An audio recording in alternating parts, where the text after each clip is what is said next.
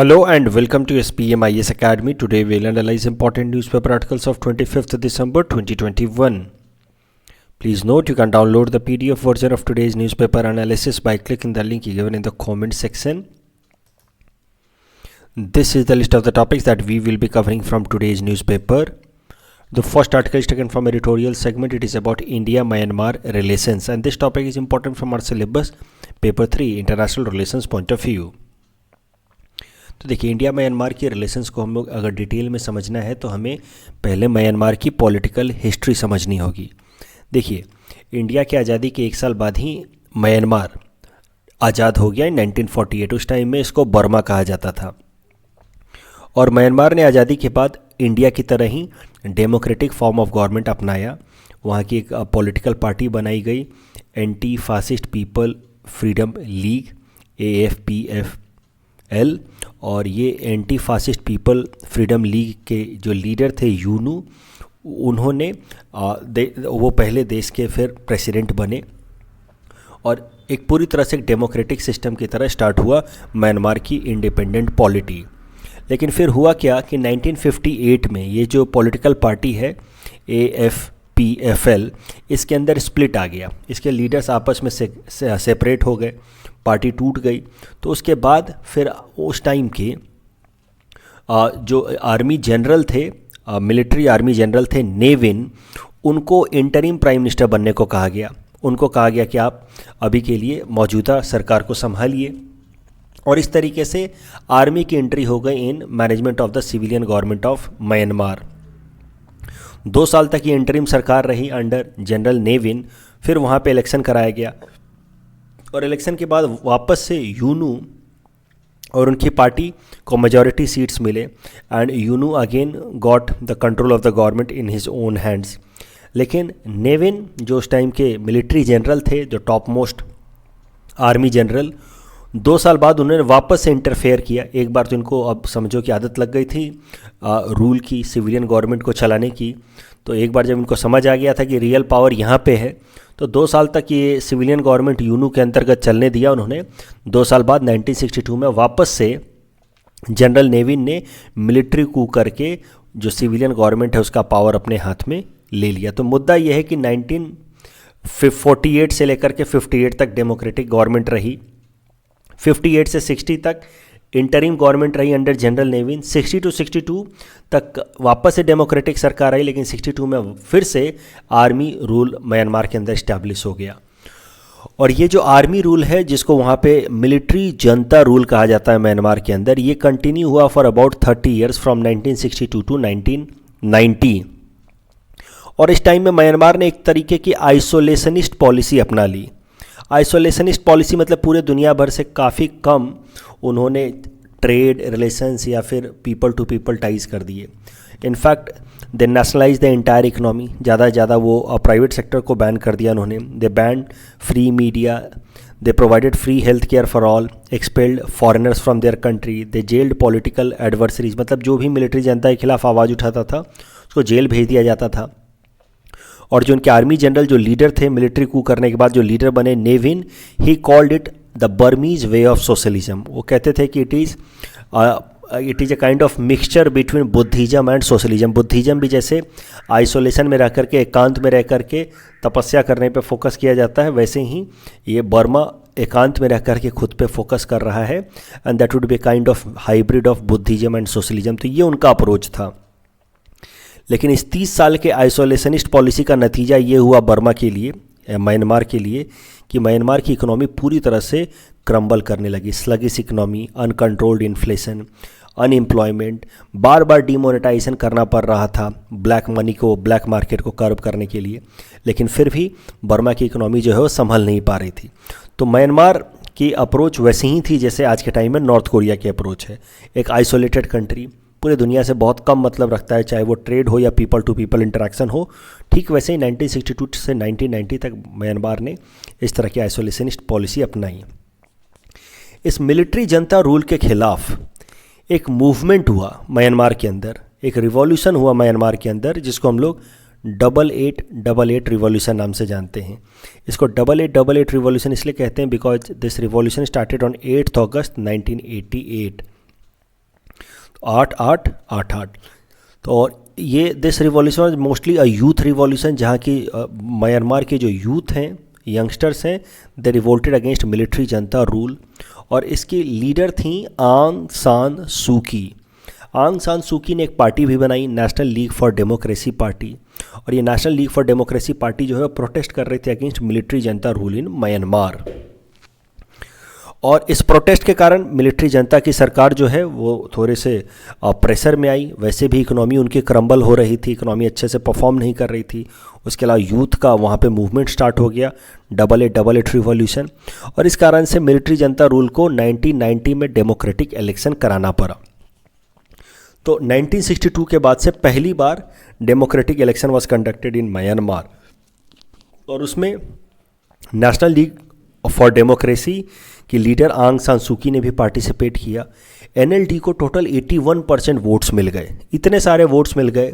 और अब एनएलडी की सरकार लगभग लग रही थी कि बन जाएगी, आंग सान सूकी बन जाएंगी न्यू प्रेसिडेंट, डेमोक्रेटिकली इलेक्टेड सरकार आ जाएगी।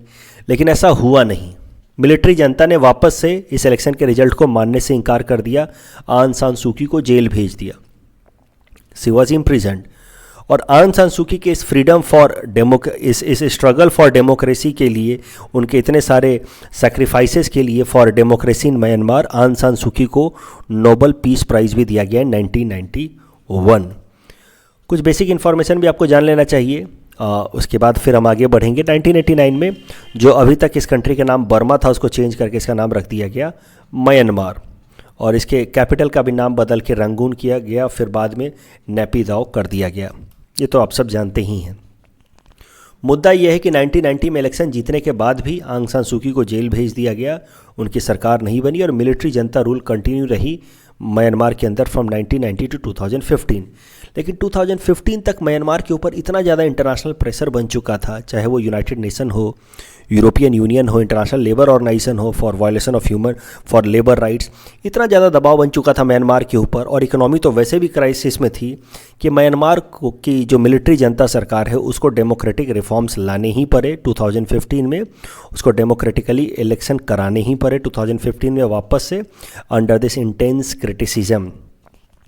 और इस हुआ क्या कि उन्होंने 2015 में एक नया कॉन्स्टिट्यूशन बनाया और उस नए कॉन्स्टिट्यूशन के हिसाब से उन्होंने डेमोक्रेसी को अडॉप्ट किया और इलेक्शन कंडक्ट कराया गया वापस से। चूँकि आंग सान सूकी इतनी पॉपुलर लीडर हैं, she is known for democracy, again इनकी पार्टी आंग सान सूकी की पार्टी एनएलडी को मेजॉरिटी ऑफ सीट्स मिले।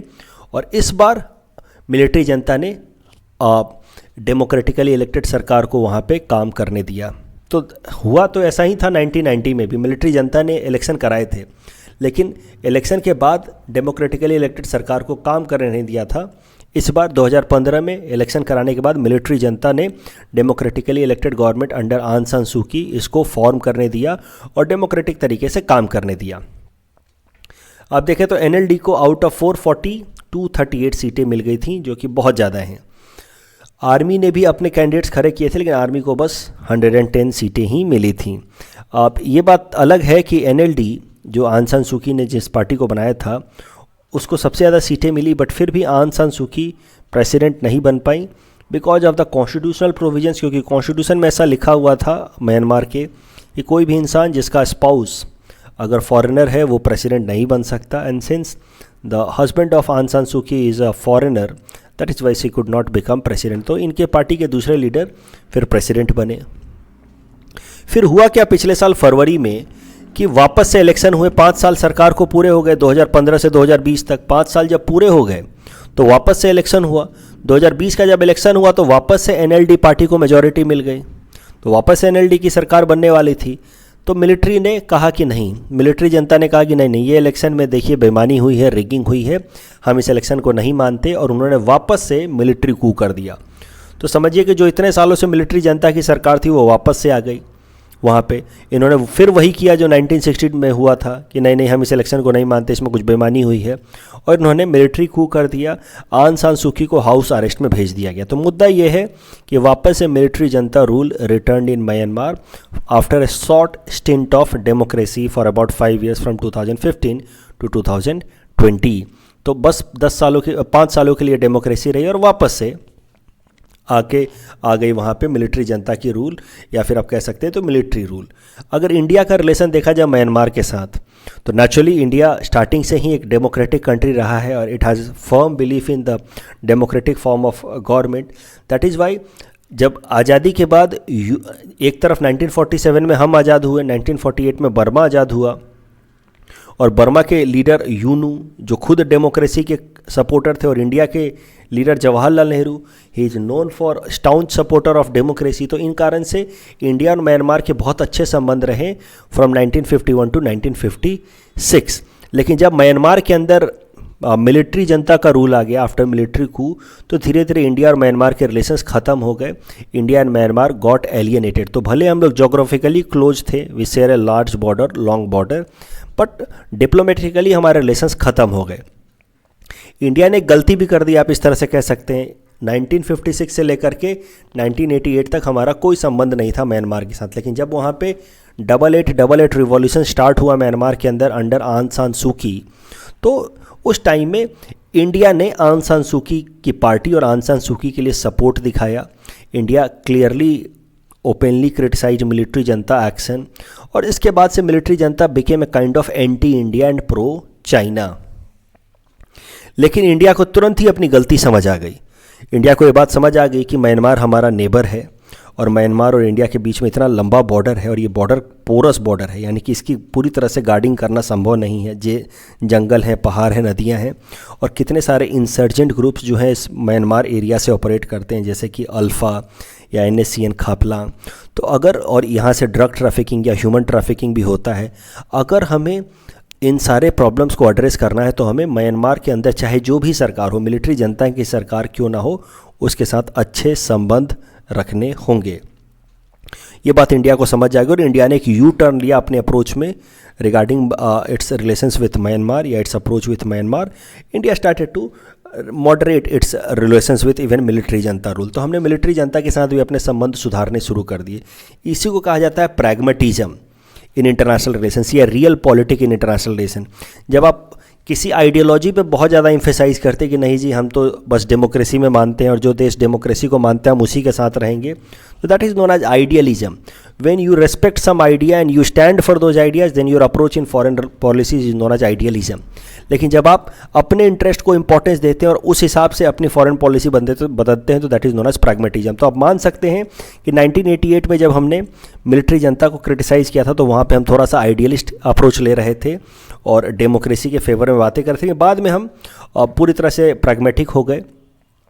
हम लुक ईस्ट पॉलिसी लेकर के आए 1992 में, and Myanmar is considered to be the gateway of India to the South East Asian countries. तो लुक ईस्ट पॉलिसी के सक्सेस होने के लिए म्यांमार के साथ अच्छे संबंध होने जरूरी थे। उसके अलावा जो इंडिया के सिक्योरिटी कंसर्न्स हैं, चाहे drug trafficking, human trafficking, arms smuggling, इन सब को कंट्रोल करने के लिए, counter insurgency, cross border insurgency, सबको काउंटर करने के लिए हमें म्यांमार के साथ अच्छे संबंध करने थे। और इसी कारण से इंडिया ने धीरे धीरे मिलिट्री जनता रूल के साथ भी अपने संबंध अच्छे कर लिए। अब क्या हुआ, धीरे धीरे हमने मिलिट्री जनता के साथ भी अपने संबंध सुधारे। लेकिन जब 2015 में वहाँ पे डेमोक्रेटिकली इलेक्टेड सरकार आई, तो इंडिया के लिए तो अब काम बहुत आसान हो गया, क्योंकि अब वहाँ पे डेमोक्रेसी भी आ गई और India always stand for democracy. तो अब हमारे लिए कोई प्रॉब्लम नहीं थी in order to justify our good relations with Myanmar.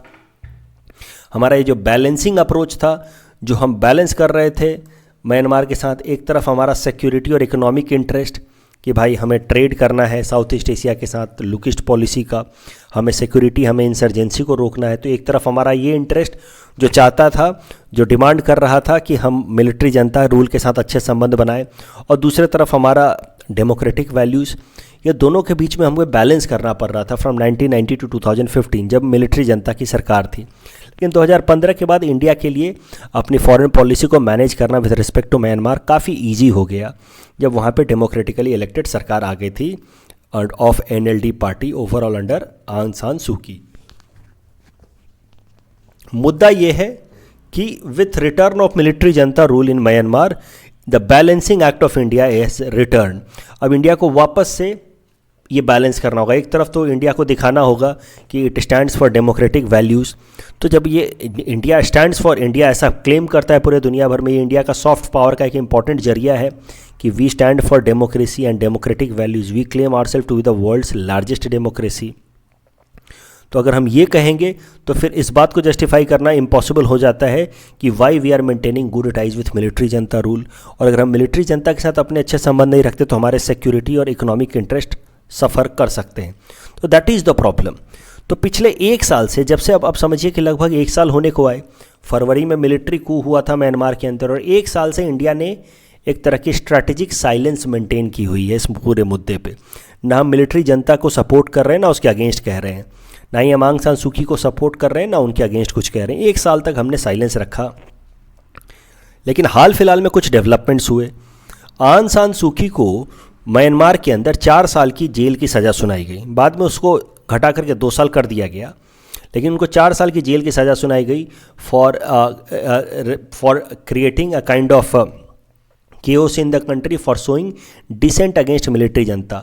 मतलब मिलिट्री जनता सरकार के खिलाफ प्रोटेस्ट करने के लिए आंग सान सूकी को 4 साल का जेल की सज़ा सुनाई गई, बाद में उसको घटा करके 2 साल कर दिया गया। उसके बाद इंडिया ने कुछ एक्शंस लिए, क्योंकि देखिए कहीं ना कहीं इंडिया तो चाहता है कि मिलिट्री जनता की सरकार ना हो, वहाँ पे डेमोक्रेटिकली इलेक्टेड सरकार हो, लेकिन इंडिया कुछ कह नहीं पा रहा था क्योंकि इंडिया अपने इंटरेस्ट को भी बैलेंस करना चाहता है। लेकिन जब आंग सान सूकी को जेल की सज़ा सुनाई गई, उसके बाद इंडिया के फॉरेन सेक्रेटरी हर्षवर्धन श्रृंगला साहब ने विजिट किया म्यांमार को। आप देख सकते हैं हर्षवर्धन श्रृंगला साहब इंडिया के foreign secretary, he visited Myanmar in order to assess the ground situation. और वहाँ पे उन्होंने, हमारे फॉरेन सेक्रेटरी हर्षवर्धन श्रृंगला साहब ने रिक्वेस्ट किया मिलिट्री जनता रूल से, मिलिट्री जनता सरकार से, कि उन्हें आंग सान सूकी से जेल में मिलने दिया जाए। लेकिन मिलिट्री जनता ने हर्षवर्धन श्रृंगला जी को आंग सान सूकी से मिलने नहीं दिया। अब इसी पे ये आर्टिकल लिखा है हर्ष वी पंत ने, ये आर्टिकल लिखा है हर्ष वी पंत ने, जो इंटरनेशनल रिलेशंस के एक्सपर्ट हैं। तो हर्ष वी पंत का नाम आपको याद रखना चाहिए। देखिए वैसे भी आपको पता है कि India Myanmar relation is going to be a hot topic this year, इसके आने के चांसेस सबसे ज़्यादा हैं। और हर्ष वी पंत हो गए, या हैप्पी मोहन जैकब हो गए, या सी राजा मोहन हो गए, इन लोगों के जो भी स्टेटमेंट्स होते हैं, शशि थरूर हो गए, इन लोगों का आप कह सकते हैं कि these people are kind of unquestioned strategic thinkers of international relations as far as India's foreign policy is concern. तो ये जब भी आर्टिकल लिखे हैं तो इनके स्टेटमेंट्स को आपको पिक करना चाहिए और एग्जाम में उनको यूज करना चाहिए। तो हर्ष वी पंत साहब लिखते हैं कि India can not take a black and white approach to Myanmar and stress for democracy. भाई देखिए ठीक है, we stand for democratic values, लेकिन हम सीधा सीधा मिलिट्री जनता को क्रिटिसाइज नहीं कर सकते। We can not take this black and white approach.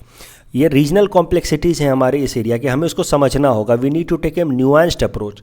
हमें इस बात को समझना होगा कि भले हम डेमोक्रेटिक वैल्यूज़ को सपोर्ट करते हैं, भले हम चाहते हैं कि आंग सान सूकी की पार्टी वापस से पावर में आ जाए, लेकिन हमें रियलिटी को भी समझना है कि अभी वहाँ पे जिसकी सरकार है वो है मिलिट्री जनता। और मिलिट्री जनता के साथ अगर हम थोड़े से भी एंटागोनिज्म को प्रैक्टिस करते हैं, थोड़ा सा भी उनके अगेंस्ट कोई एक्शन लेते हैं, तो military junta will anyway become more and more close to China.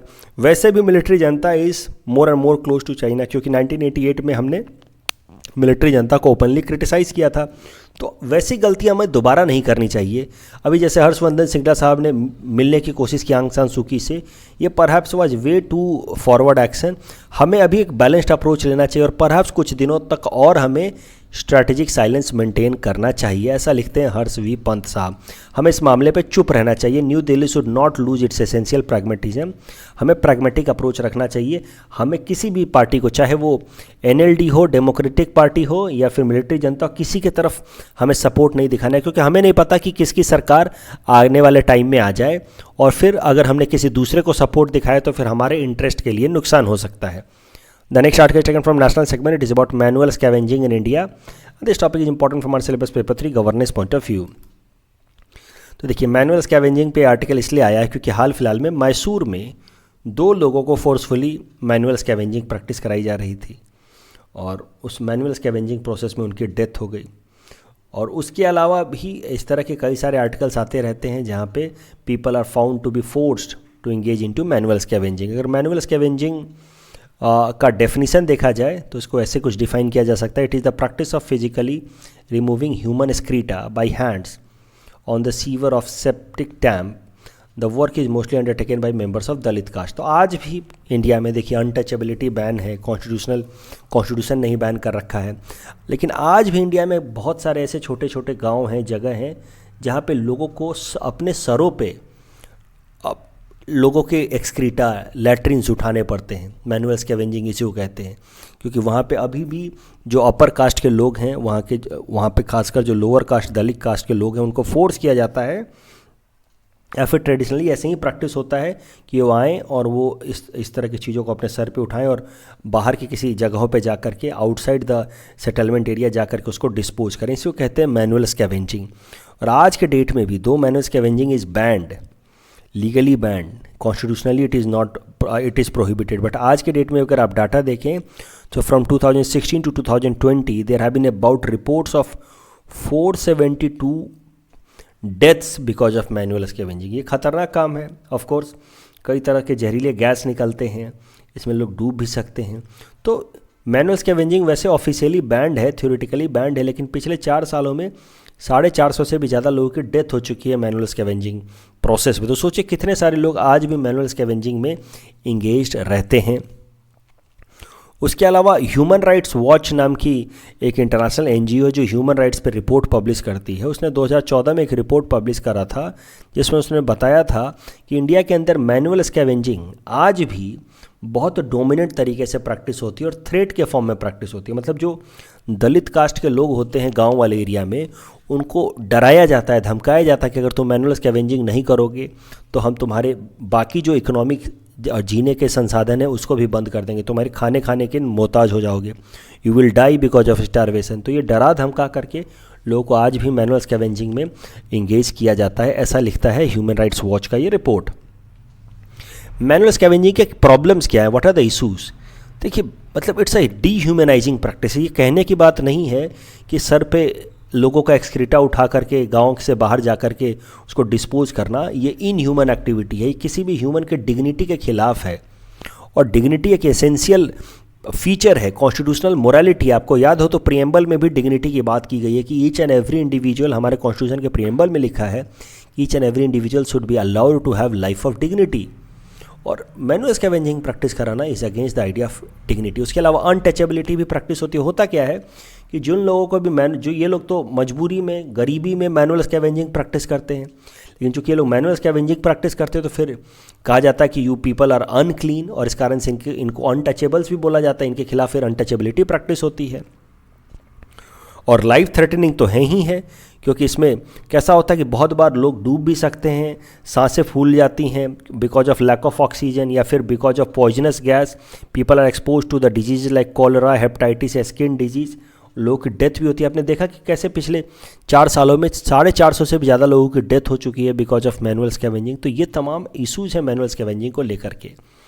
क्या स्टेप्स लिए गए हैं मैनुअल स्कैवेंजिंग को काउंटर करने के लिए, वो भी जरा देखते हैं। कुछ कानून बनाए गए हैं, there have been some legal provisions, जैसे कि आज़ादी के कुछ ही सालों बाद बनाया गया था protection of civil rights act 1955, जिसमें कहा गया कि no one can be compelled to practice manual scavenging. यानी कि मैनुअल स्कैवेंजिंग करने के लिए किसी को फोर्स नहीं किया जा सकता, लेकिन हाँ अगर कोई पैसों के लिए कर रहा है, शौक से कर रहा है, तो वो अलाउड है। मतलब मुद्दा ये है कि मैनुअल स्कैवेंजिंग को पूरी तरह से बैन नहीं किया गया। भाई शौक से तो कौन ही करता है मैनुअल स्कैवेंजिंग, मजबूरी में करते हैं सब लोग, लेकिन कहा गया कि ठीक है आप फोर्स नहीं कर सकते। ये लिखा गया protection of civil rights act 1955 में। अगर आप पैसे देकर के किसी से करा रहे हैं और लोग करना चाह रहे हैं तो फिर देन इट्स ओके। लेकिन 2013 में इस कानून को अमेंड किया गया, अपग्रेड किया गया और बोला गया कि किसी भी तरह के मैनुअल स्कैवेंजिंग आप नहीं प्रैक्टिस करा सकते हैं, और चाहे वो कंसेंट से ही क्यों ना हो। Any kind of manual scavenging is illegal activity and those who will be found to have force someone, और even if by consent someone is found to have engage into manual scavenging, तो जो manual scavenging करा रहा है पैसे दे करके, उसके खिलाफ एक्शन, लीगल एक्शन लिया जाएगा। तो मुद्दा ये है कि 1955 वाले एक्ट में कहा गया कि ठीक है आप मैनुअल स्कैवेंजिंग के लिए फोर्स नहीं कर सकते, लेकिन 2013 में जो कानून लाया गया prohibition of employment and manual scavengers, prohibition of employment as manual scavengers and their rehabilitation act 2013 ने कहा कि अब आप किसी को भी मैनुअल स्कैवेंजिंग की तरह एम्प्लॉय नहीं कर सकते, और सरकार को जिम्मेदारी दी कि आप इनको रिहैबिलिटेट कराएं, उनको किसी दूसरे नौकरियों में, दूसरे पेशे में इंगेज कराएं। सुप्रीम कोर्ट ने इंटरवेंशन किया है time to time against manual scavenging. 2014 में सुप्रीम कोर्ट ने कहा कि मैनुअल स्कैवेंजिंग को रोकने के लिए अलग अलग सरकारों को प्रोएक्टिव एक्शन लेना होगा, और जो भी लोग मैनुअल स्कैवेंजिंग में लगे हैं वो शौक से नहीं लगे हैं, उनको कोई ना कोई दूसरे रोजगार का जरिया दिलाए। हर तरह की हर अलग अलग स्टेट में जो स्टेट गवर्नमेंट है, तभी जाकर के मैनुअल स्कैवेंजिंग खत्म होगा। जबकि कॉन्स्टिट्यूशनल प्रोविज़न भी आपको पता है कि हमारा संविधान अनटचेबिलिटी जैसे प्रैक्टिस को बैन करता है अंडर आर्टिकल 17। तो untouchability is very much integrated with the idea of manual scavenging. तो when we ban untouchability, it is a kind of constitutional prohibition against the idea of untouchability, against the idea of manual scavenging also. दिक्कत क्या है कि हमने कानून तो बना दिए, सुप्रीम कोर्ट ने कई सारे डायरेक्टिव्स तो दे दिए, प्रोविज़न कॉन्स्टिट्यूशन में भी लिखा तो है कि अनटचेबिलिटी प्रैक्टिस नहीं होगी, लेकिन उसका इम्प्लीमेंटेशन ठीक से नहीं होता, स्ट्रिक्ट तरीके से नहीं होता। आज भी गाँव में ये सारी चीज़ें होती हैं, अनटचेबिलिटी, मैनुअल स्कैवेंजिंग सब होती है। और जो लोग भी मैनुअल स्कैवेंजिंग एक्टिविटी में लगे हैं, उनको एक तो अपने अधिकार नहीं पता कि क्या क्या उनके अधिकार हैं, उनके पास क्या लीगल राइट्स है, दूसरा उनके पास कोई दूसरा इकोनॉमिक अपॉर्चुनिटी नहीं है, तो करे तो क्या करें, इसलिए वो आज भी मैनुअल स्कैवेंजिंग कर रहे हैं। तो कहीं ना कहीं सरकारों को उनको रिहेबिलिटेट कराना और दूसरे एक्टिविटीज़ में एंगेज कराना होगा। The next article is taken from environment segment. It is about tagging of olive ridley turtles, and this topic is important from our syllabus paper for environment point of view. देखिए, olive ridley turtles, इसे छोटे छोटे turtles, they are the smallest and most abundant sea turtles across the world. They are found in the tropical waters, warm waters of Pacific, Atlantic and Indian Ocean. Tropical water में ये पाए जाते हैं। Olive ridley turtles are known for their unique mass nesting. तो ये लोग कैसा है कि एक साथ आकर के नेस्टिंग करते हैं, अपने एग्स ले डाउन करते हैं, और इनके यूनिक, इससे जिसे आप देख सकते हैं मास नेस्टिंग, यूनिक मास नेस्टिंग के लिए इनको जाना जाता है। इनकी मास नेस्टिंग के प्रोसेस को कहा जाता है अरीबादा। मास नेस्टिंग, जैसा कि मैंने आपको कहा, where thousands of the female turtles come together and lay their eggs on the same beach. अगर ओलिव रिडली टर्टल्स का स्टेटस देखा जाए, प्रोटेक्शन स्टेटस, तो they are categorized as vulnerable in IUCN red list, they are categorized as appendix 1 in CITES and schedule 1 in wildlife protection act. तो हर जगह से, चाहे वाइल्ड लाइफ प्रोटेक्शन एक्ट हो या साइट्स हो, साइट्स आपको पता होगा ट्रेड इन इंडेंजर्ड स्पीसीज के लिए कानून है, इंटरनेशनल लॉ है, तो इन सब में इनको हाईएस्ट प्रोटेक्शन मिला हुआ है। IUCN रेड लिस्ट में इनको वल्नरेबल कैटेगराइज किया गया है। अगर इंडिया के अंदर देखा जाए तो जो पॉपुलर साइट्स हैं फॉर अरीबादा या मास नेस्टिंग, वह ज़्यादातर उड़ीसा कोस्ट में है या थोड़े बहुत आंध्र प्रदेश में, जैसे कि उड़ीसा का गहरी माथा बीच, ऋषिकुलिया रिवर का माउथ, ये ऋषिकुलिया रिवर का माउथ, उसके अलावा देवी रिवर का mouth, hope island of Coringa sanctuary of Andhra Pradesh, ये सब पॉपुलर एरिया हैं for mass nesting of olive ridley turtles. Current news ये है कि ओलिव रिडली टर्टल्स के ऊपर एक तरह की टैगिंग कर रहा है जियोलॉजिकल सर्वे ऑफ इंडिया, जो भारत सरकार की एक एजेंसी है। हमारे यहाँ पे फोनास को, अलग अलग तरह के एनिमल स्पीसीज़ को प्रोटेक्ट करने के लिए जियोलॉजिकल सर्वे ऑफ इंडिया वो क्या कर रहा है कि ये ओलिव रिडली टर्टल्स के ऊपर एक तरह की टैगिंग कर रहा है। टैगिंग में कैसा है कि छोटा सा मेटल टैग इसके ऊपर फिक्स कर रहा है, लगा रहा है। ये मेटल टैग्स कैसा है, नॉन कोरेसिव नेचर का है, तो उसके बॉडी को हार्म नहीं करेगा, बाद में इसको हटा भी लिया जाएगा। मेटल टैग पे हर ओलिव रिडली टर्टल को एक नंबर दिया जाएगा, एक नाम दिया जाएगा। और ये ओलिव रिडली टर्टल कैसा है कि ओशन के थ्रू फिर एक देश से दूसरे देश पहुंचेगा, फिर तीसरे देश पहुंचेगा, तो इस मेटल टैग की मदद से इसको ट्रैक किया जाएगा। जिस देश में ये पहुंचेगा वहाँ के जब साइंटिस्ट इसको लोकेट करेंगे, तो फिर वो जियोलॉजिकल सर्वे ऑफ इंडिया के साइंटिस्ट को ईमेल करके बताएंगे कि देखिए ये वाला आपका, मान लीजिए कि इसको नाम हमने दिया XYZ, कुछ भी नाम दिया, चिंटू नाम दे दिया, कुछ भी नाम दे दिया इसको, अब इस पर लिख दिया इसके मेटल टैग पे चिंटू, नंबर 120 140 जो भी है। अब ये पहुंच गया, मान लीजिए ये पहुंच गया वियतनाम, तो वियतनाम का साइंटिस्ट हमें बताएगा जियोलॉजिकल सर्वे ऑफ इंडिया को कि भाई आपका ये वाला हमारे यहाँ पे आया है। तो उससे हमें इसका रास्ता पता चलेगा कि कौन कौन से रास्ते से ये ट्रैवल करते हैं। उससे फिर हमें ओलिव रिडली टर्टल्स के नेचर के बारे में और पता चलेगा और इससे बेहतर इनकी कंजर्वेशन स्ट्रैटेजी प्रिपेयर की जा सकती है। फॉर दैट पर्पस हमने इन ओलिव रिडली टर्टल्स की मेटल टैगिंग शुरू की है। इस टॉपिक के बेसिस पे ये प्रीलिम्स प्रैक्टिस क्वेश्चन हमने आपको दे रखा है। You can answer the question in the comment section. The next article is taken from Assam segment. It is about Right to Public Service Act 2012. This topic is important from our syllabus paper 6 Assam issues point of view. तो देखिए, आसाम सरकार का एक कानून है right to public service act 2012. ठीक है, इसको अमेंड भी किया गया 2019 में. इस right to public service act 2012 that was amended in 2019, इसी को इम्प्लीमेंट करने के लिए, इसी को ठीक तरीके से इम्प्लीमेंट करने के लिए असम सरकार ने हाल फिलहाल में एक वेब पोर्टल लॉन्च किया है जिसका नाम है Assam right to public service web portal.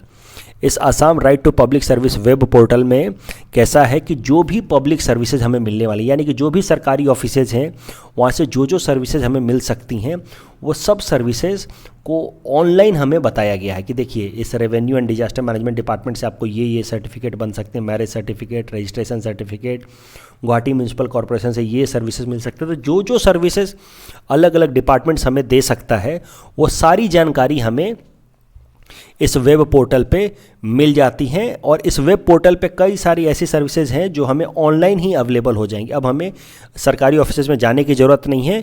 इस right to public service web portal जिसको बनाया गया under right to public service act 2012 के अंतर्गत, इस वेब पोर्टल की मदद से ही कई सारी सरकारी जो काम है वो इस पोर्टल की मदद से ही हो जाएंगे. तो मतलब सीधी सी बात है, this right to web services right to public services portal created under right to public service act 2012 will help in e delivery of public services, and this is an initiative of Assam government. So this could be mentioned as an example of e-governance started by Assam government.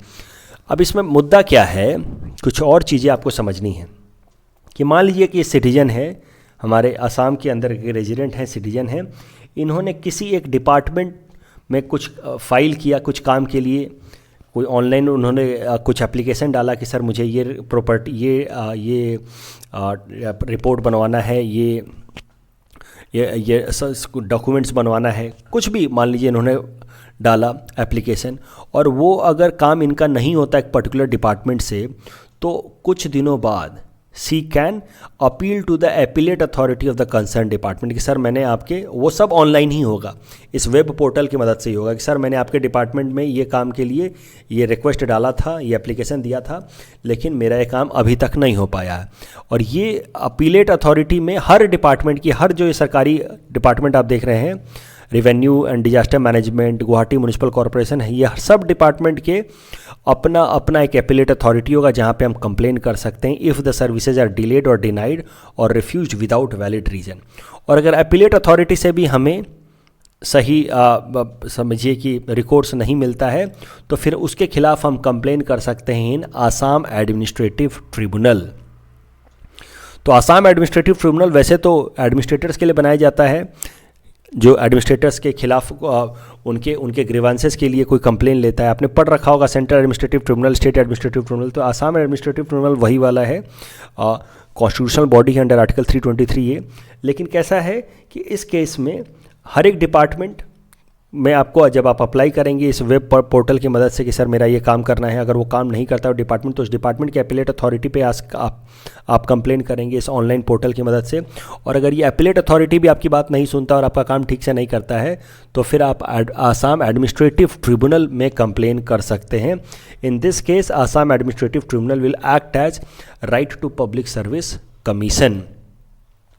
इस topic के basis पे ये prelims practice question हमने आपको दे रखा है. Please attempt this question and you can submit the answer in the comment section.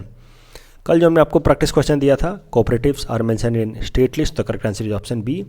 97th amendment act से पार्ट 4 और पार्ट 3 दोनों में अंतर आया, सो तो correct answer is option C. And वमूल वाज एस्टैब्लिश्ड इन 1976, सो तो correct answer is option B. That's all from our side for today. Thanks for watching.